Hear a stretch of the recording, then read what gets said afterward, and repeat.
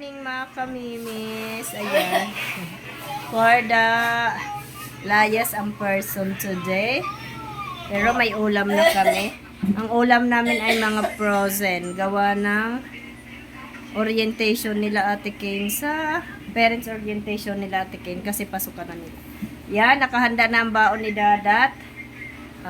Iwan ko lang si Ate Kane dito kasi naiiwanan ko na naman siya. Lalakarin ko lang mga kamimis papunta sa school nila Kane. Then ang bantay niya ditong kasama ay si Ate Lady.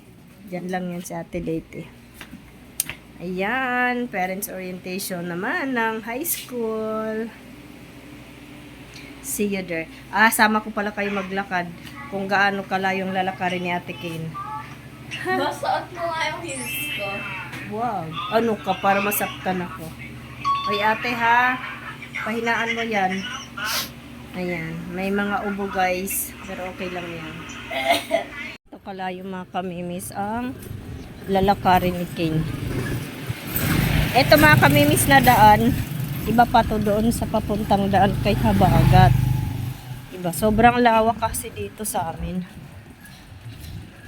Dati napakita ko na rin naman yun, yung college, may elementary. Umuulan pa. Pero sa umaga, hindi si Mika maglalakad nito.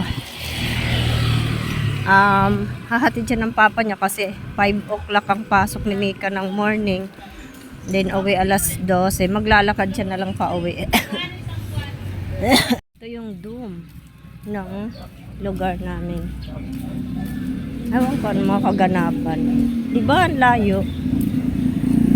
Pati ako nahingal. Tapos iikot pa dito.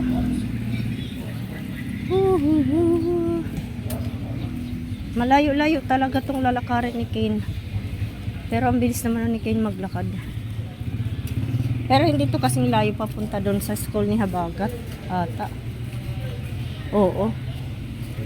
Tapos meron ditong Maya Center. Maya Center. Yan dyan, college yan. Yan. Yung padaan na doon, college.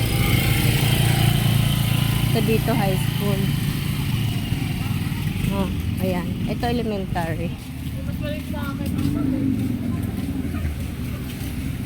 Yan. Pagod ako doon. Malapit na ako. Ayan, elementary yan dyan mga kamimis. Elementary school, public. Ayan. Yan. Yan. Yan. Tapos yung harap niyan, yun yung high school. Katabi ng college, yung high school dito. Ayan. Elementary. Mahaba yan, hanggang doon yan abot sa kadadadat. Nahingal ako. Baka tong mga parents, mga kasamahan ko to, malamang. Oo nga.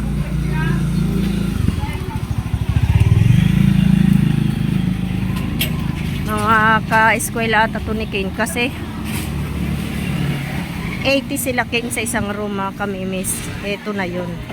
Ayan nga, sila nga. Nakalimutan ko yung section ni Kane. Ano ba yun? Camellia? Camellia ba yun? Wait lang. Ganito mga kamimis ang eksena dito. Sobrang dami kasi mga kamimis sabay-sabay pala ng section. Lahat ng section ng grade 7 sabay-sabay. So, ibig sabihin sobrang dami to. Ayan, wala akong makita. Sa araw na ito, kami po ay labis na nagagalak sa inyong aktibong partisipasyon sa orientasyon para sa pagbubukas ng klase sa taong 2023-2024. Ang inyong presensya ay patunay ng inyong dedikasyon sa edukasyon ng inyong mga anak. At ito po ay isang halimbawa ng inyong mahalagang papel bilang mga gabay at tagasuporta sa kanilang pag-aaral. Sa pamamagitan ng pagtutulungan natin, tiwala kaming makakamtan natin ang isang matagumpay at makabuluhang taon ng pag-aaral para sa ating mga kabataan. Naway maging productive. Din po, responsible parenthood. So, importante nga po na nandito ang presensya ng bawat magulang natin. So, and also, pag-uusapan din po natin yung proper norms and conduct at school. So, pangungunahan po yun nila Ma'am Cyril Bellosilio and also Ma'am Cyrene Lavor. So, And hindi wala na po tayong first and second offense o third offense, diretso po ito blatter. Para po mapatunayan po kung talagang totoo na ang bata po ay drug pusher o drug user. DSWD naman po yan, kung minor. Pero kapag po yan ay nasa age na po na talagang dapat ay i-detain, may pasensyahan po tayo pag po ay napatunayan. So, marami na po sa inyo parang nagdadasal, natutulog na po gano'n. Gano'n na po. Wala po tayo sa simbahan. Ayan, bahay na ako. Alam mo, ang bait pa rin sa akin ni Lord. Ayan, hindi ako inaabot ng ulan. Kararating ko lang mga kamimis, din ako doon naka-vlogs kasi umulan ng husto. Ayan o. Ayan, ganun pa man. Siyempre, pagka nag-aral ka sa public guys, ganun talaga. Ang pinaka-problema lang talaga doon ay upuan, mga kamimis. Wala kasi, ganun talaga sa public kasi ginusto ko mag-aral sa ganon. Dito sa amin, sa lugar namin. Yan na talaga ang problema, yung upuan. 80 sila, 40 lang ang meron. Yun ang katotohanan.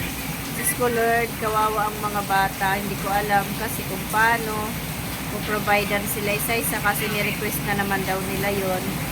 Wala naman tayo magagawa kasi public school nga at saka gano'n. Ni-request na nga daw nila. Kaya mga kamimis, alam mo ba?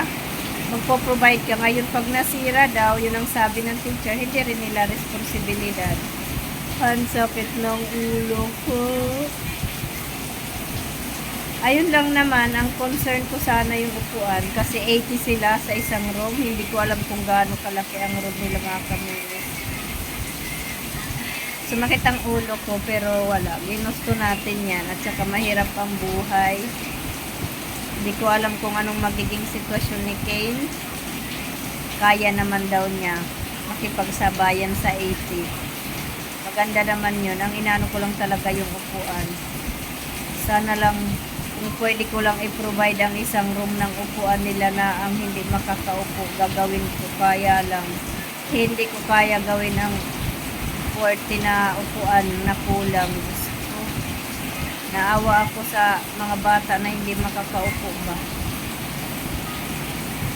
Lahat ng magulang mga kamimis, sa totoo lang yun ang ano nila, ang concern, pinaka-concern talaga doon yung upuan.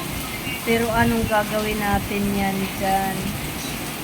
Sila nga hindi nila maano, hindi sila maaprubahan kahit request lang sila ng request ang school guys, walang dumadating. Sana makagawa ako ng paraan yan mga kamimis na kahit yung room lang nila atikin, malagyan ko yung iba ng upuan bukod kay Kim. Sumakit talaga yung ulo ko mga kamimis kakaisip. Ayan lang guys. Thank you so much for always watching. Ayan, sinare ko lang ang buhay ng public school sa amin dito na mag-aaral ng high school. Ganun talaga. Bye!